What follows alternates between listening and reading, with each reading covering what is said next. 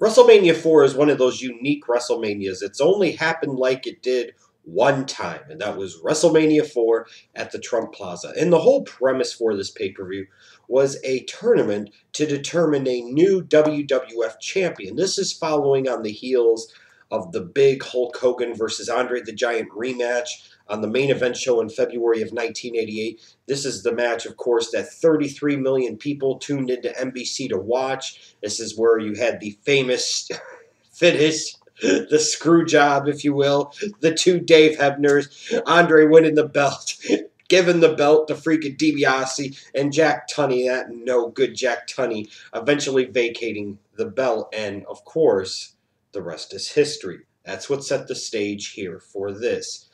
Now, like I said, this was a unique WrestleMania. It doesn't make it an all-time great WrestleMania. It's definitely not one of the best, but it has its endearing moments, and there were some very good things on this show. One challenge, though, with doing this tournament and still trying to do other stuff is you ended up with an awful lot of matches on this card, a total of 16 of them, which in a WrestleMania even is just too many. You get a lot of short matches and so on and so forth, and that's pretty much what you got here. Now, some of the things that really stand out to me about this event, you open it up with a 20-man battle royal, which really was kind of the beginning of a Bret the Hitman Hart babyface turn, and it was also kind of a strong introduction for this new heel, this heel of heels, if you will, the Bad News Brown character. He ended up winning it after hitting Bret Hart with the Ghetto Blaster and eliminating him. Bret Hart comes back in and smashes up the trophy. I really like the Bad News Brown character because, to me, I think that's something that we could use today. That heel that hated the heels, that absolutely hated everybody, and everybody hated him. We don't really have that today, and I wish we did. That one guy that didn't play well with anybody. Good guys, bad guys, it didn't matter. So that's one of these matches that's memorable from this show. As far as the tournament itself, though, like I said, you had a lot of matches you had to fit onto this card, which led to a lot of short matches. Now, one notable match that's an exception here was the 15-minute draw between Rick Rude and Jake the Snake Roberts. And, this is a highlight match of this card, actually. The fact that these two guys went out there, two mid-card stars, two big-time stars, frankly, and went out there and had a match for 15 minutes. Other notable matches on this card, one that was entirely outside of the WWF Championship tournament was Ultimate Warrior in his pay-per-view debut match against Hercules Hernandez. This was a good showcase, I guess, for Ultimate Warrior, going out there and working with the physique guy, emphasizing what he could do, and introducing him as a future player to the WWF audience.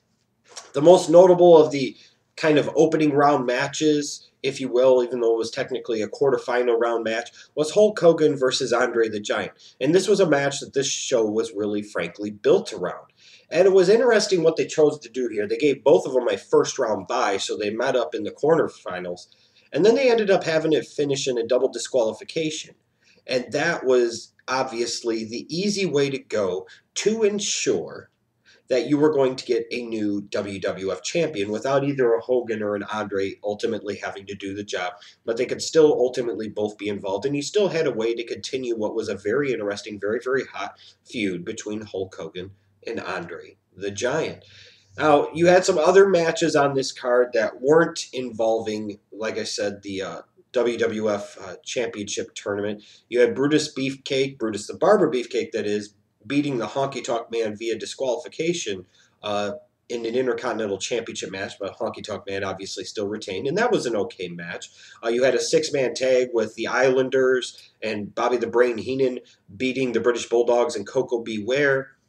You had Demolition beat Strike Force in a very good tag team match for the tag team titles.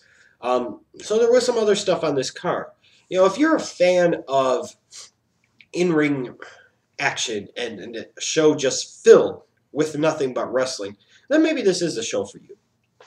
Like I said, it's not full of classic matches, but there are some good matches, and it's still a reminder of how good the 80s were for the WWF in terms of the storylines that you had going into it, in terms of the talent roster. I mean, this was a very deep, very loaded talent roster at this point in time. But ultimately, this show was ultimately all about crowning a new WWF champion. And with Hogan and Andre getting disqualified in the quarterfinals, it really played well into the whole DiBiase thing of him doing whatever it took to get the WWF championship. Andre eliminated Hogan and himself, got out of the way. After DiBiase won his quarterfinal match, he got a bye all the way into the finals. And there he waited for the Macho Man Randy Savage. And, now going back and looking at it, watching it again in 2014, this to me is a match that, while not the best match maybe a DiBiase ever had, and certainly not the best match a Macho Man Randy Savage ever had, this is the type of match here that, really has a lot of historical meaning and significance to me. And its importance, its significance, my enjoyment of it only grows as the years progress. This was at a time, obviously, where Savage and Hogan had recently aligned and become the mega powers where the mania met the madness. Oh, yeah. Fuck. I can't tell you how great the mega powers were, man. Woo. Just outstanding stuff. For a lot of the internet crowd, that would be like the equivalent of CM Punk and Daniel Bryan joining forces and being friends for a year and a half. Imagine how badly you'd fap to that, and a lot of you would, and that's okay, because that is just a portion of the awesomeness that a Hulk Hogan and the Macho Man Randy Savage teaming up and aligning with each other and becoming the mega powers. I mean, that was in a whole different stratosphere. Just incredible. One of my favorite childhood memories of being a WWF and professional wrestling fan in general. This match here, obviously, you've got the involvement of Andre the Giant, you've got the involvement of Miss Elizabeth, you eventually get the involvement of Hulk Hogan, and it becomes one of Randy Savage's signature moments in the WWF as he hits the big elbow drop, and he becomes the WWF champion. And, it was a really good thing to see back then because Hogan's best friend was now the champion. I love the Macho Man, so now the Macho Man was going to be the top guy. And frankly, it was time to get the belt on somebody else for a little while other than Hogan. At this point in time, he had carried the strap for over 4 years before you finally got it off of him. It was time to find a new champion. It was time to ride somebody else for a little while. And ultimately, Savage was a really good WWF champion. He wasn't a Hogan, but that's okay, because not everybody could be a Hogan. He was still a very, very good champion. When I go back and look at this event, and like I said, it was one of these things where they did it once, and they never did it again at a WrestleMania, at least. Survivor Series 98, they did this type of thing again. But I think it brought some challenges because, you had all these people that you needed to get on the card, so you ended up with a lot of relatively short matches, maybe too many of them.